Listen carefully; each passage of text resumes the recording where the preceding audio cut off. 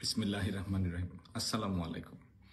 আমরা গভীর বেদনা নিয়ে প্রায় বছরের উপর ধরে দেখছি কিভাবে ফিলিস্তিনে নিরীহ নারী পুরুষ শিশুর উপরে হত্যাযজ্ঞ চলে আসছে। সারা বিশ্বের শান্তিকামী মানুষের বিবেককে এই চলমান হত্যাযজ্ঞ নাড়া দিয়েছে। এমনকি ছোট শিশুরা পর্যন্ত প্রশ্ন করে যে এটি কিভাবে সম্ভব। গাজায় নিহত শিশুদের ছবি আমাদের কোমলপ্রাণ শিশুদের পর্যন্ত হতবিহ্বল করে দিয়েছে।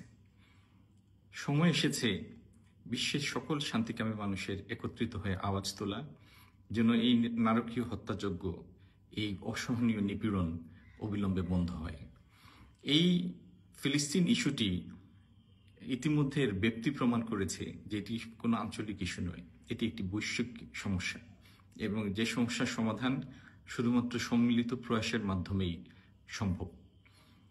ফিলিস্তিনের মানুষের পক্ষে দাঁড়ানো শুধু ফিলিস্তিনের পক্ষেই দাঁড়ানো নয়, এটি বিশ্বের সকল মানুষের মানবিক মর্যাদা, বেঁচে থাকার ন্যূনতম অধিকার এবং মানবাধিকারের প্রতি সমর্থন জানানো।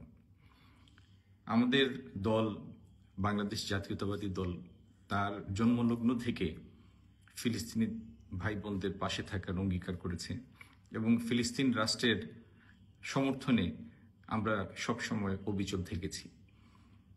ইয়াসির আরাফাত এবং শহীদ রাষ্ট্রপতি জিয়াউর রহমানের সময় থেকে আমরা এই বিষয়ে অঙ্গীকারবদ্ধ। এই বিষয়ে আজকে মনে করতে চাই, জেরুজালেম মুক্ত করার জন্য ইসলামিক সম্মেলন সংস্থার মাত্র 3 সদস্যের কমিটিতে একজন অন্যতম এবং সক্রিয় সদস্য ছিলেন শহীদ রাষ্ট্রপতি জিয়াউর রহমান।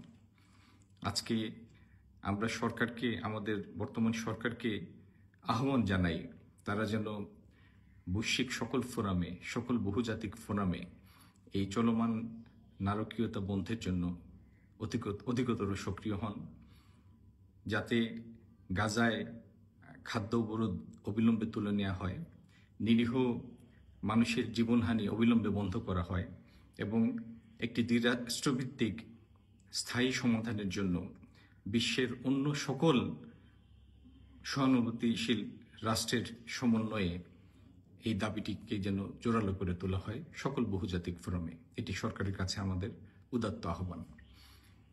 আপনারা জানেন, বাংলাদেশ জাতীয়তাবাদী ছাত্র দল 2 দিন আগে সারা দেশে ফিলিস্তিনি ভাইদের প্রতি সংহতি জানিয়ে এবং চলমান ঘটনার সহিংসতার বিরুদ্ধে প্রতিবাদ জানিয়ে মিছিল করেছে। আজকে বাংলাদেশে 12টি শহরে আমরা বাংলাদেশ জাতীয়তাবাদী দল কর্তৃক একইভাবে প্রতিবাদ জানানো হবে এবং মিছিল বের করা হবে। সিলেটে কালেক্টরেট মসজিদ থেকে আসরের নামাজের পরপরই আল্লাহর কাছে দোয়া করে, আল্লাহর এই সমস্যা সমাধানে আল্লাহর সাহায্য চেয়ে দোয়া সমাপ্ত করে আমরা মিছিল নিয়ে বের হব। আমি সকল ধর্মের সকল মানুষের প্রতি, সিলেটবাসীর প্রতি এই আহ্বান জানাই, যারা ন্যায় বিচার, মানবতাবোধ এবং মানুষের বেঁচে থাকার অধিকারে বিশ্বাস করেন, তারা সবাই অনুগ্রহ করে এই মিছিলে যোগ দেবেন। আমাদের এই মিছিলটি অশান্তির বিরুদ্ধে, নারকীয়তার বিরুদ্ধে, হত্যাযজ্ঞের বিরুদ্ধে, নিপীড়নের বিরুদ্ধে, শান্তির পক্ষে। এটি একটি শান্তিপূর্ণ কর্মসূচি। শান্তিপূর্ণ কর্মসূচিটি আমরা শান্তিপূর্ণভাবেই সমাপ্ত করব। সবাইকে এই কর্মসূচিতে যোগদানের আহ্বান জানিয়ে বিদায় নিচ্ছি। ধন্যবাদ। আসসালামু আলাইকুম।